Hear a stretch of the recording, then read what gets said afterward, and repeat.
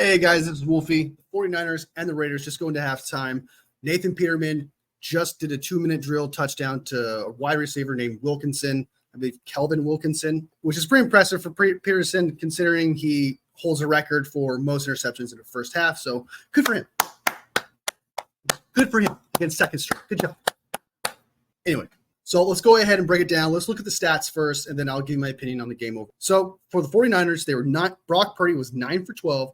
96 yards and 1 interception. That 1 interception was not, in my opinion, his fault. Some people were going to try to put it on his fault, but it was tipped. So let's calm down there. Brandon Allen, 4 for 4, 41 yards. I didn't know he was 4 for 4. However, he did get rocked because one of our backup tackles does not know how to block, and there was just a straight beeline to him, and Brandon Allen just got smacked. Jordan Mason, oh my God, does Jordan Mason look like a stud? That dude finally getting on the field. I have not seen like this incredible Jordan Mason that everyone has been talking about all offseason, and even the off seasons before. I've seen him in some games taking some snaps. I'm like, okay, looks okay. This year, whoa, dude is definitely gonna get some snaps. Thank God, because CMC needs a little bit of a break. He's gonna get older.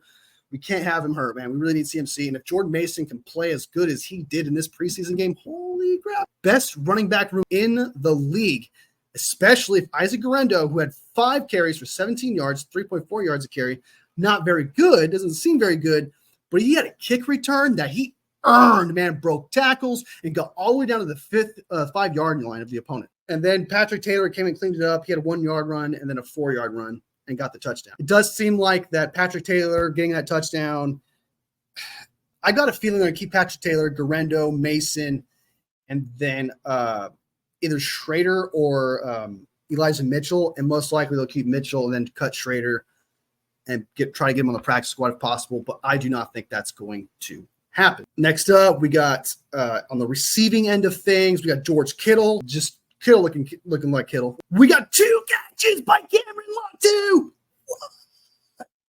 Still doesn't make the team, though. I don't believe him.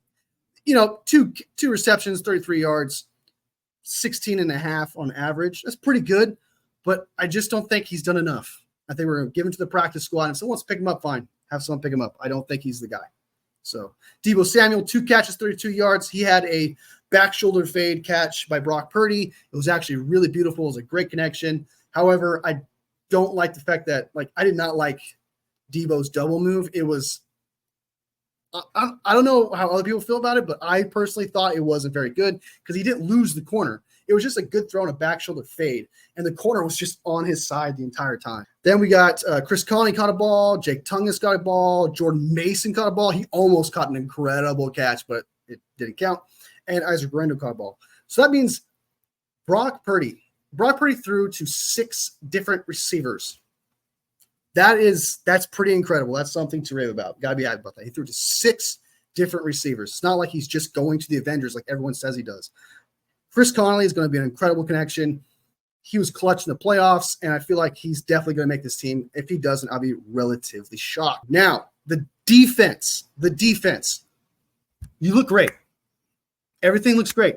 Run defense, that's always been an issue, and hopefully we can fix that with scheme and such. But there's one that's not really a scheme thing. It's more of like a coaching thing that's becoming a problem. Tackling. Oh my God, is tackling bad. It is like bottom 5 team tier shit right now. This is like New York Giants stuff right now. This is stuff that we cannot have. If you're going to be a top tier defense, it's like the one thing, not the one thing, but like one of the main things you need your defense to do is tackle. And it does not look good. It does not look good in that aspect. However, there was some bright spots. Lenore looked good, and the rest of the defense looked great. I truly don't think there's really anybody that played that really pops into my mind. Like, that guy was absolutely terrible in that first half. So I'm not going to really wail on anybody too hard. Were there some flaws? Sure, but the only problem I had was the tackling. If we could just fix the tackling heading into the season, I'll be a lot more comfortable. However, until I see it week 1, that's going to be my concern heading into the season, is that tackling from what I see. Oh, and special teams. We allowed a touchdown. Of a guy who didn't even get touched, man. He didn't even get touched. We have terrible special teams. It's been known our special teams is just really bad, and it's always been. And yeah, We got to do something about that. So special teams is the negative, tackling is the negative, and run defense. Those are the three things. Sorry, run defense. Can't forget that. Can't forget run defense. Oh, and one more thing that I forgot to leave you with. It looks like Cowling's going to be our kick returner, and Trey Taylor is going to go to the practice squad. Anyway, guys, all love. Thank you so much for watching. Sub if you like the content, like if you like the video. All love, fam. See you next vid.